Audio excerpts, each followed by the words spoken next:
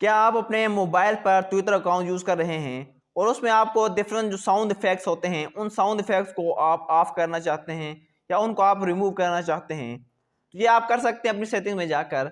करना आपने यह सिंपली आपने अपने ट्विटर अकाउंट ओपन करना है, अपनी प्रोफाइल पर क्लिक करना है। जैसे प्रोफाइल पर क्लिक करेंगे नीचे बॉटम में आपने सेटिंग्स एंड प्राइवेसी इस पे आपने चले जाना है। जैसे इस पे आप जाएंगे, यहाँ पे आपने देखें थोड़ा सा नीचे यहाँ आपको ऑप्शन मिलेगा एक्सेसिबिलिटी डिस्प्ले एंड लैंग्वेजेस, इसको आपने ओपन करना है।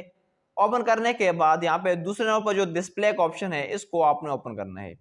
अब जैसे ओपन करेंगे यहाँ पर नीचे देखें आपको साउंड में साउंड इफेक्ट्स नजर आ रहा है जो कि अभी ऑन है। अगर आप इससे तंग आ चुके हैं, आप चाहते हैं कि साउंड इफेक्ट्स आपको साउंड ना हो इसका, तो आपने इसको जस्ट यहाँ से ऑफ कर देना है। जैसे ऑफ करेंगे अब आपके साउंड इफेक्ट जो भी हैं ट्विटर पर वो सब के सब यहाँ से खत्म हो जाएंगे और अब आपको जो भी आप यूज़ करेंगे जब भी, तो साउंड इफेक्ट आपको साउंड नहीं होंगे।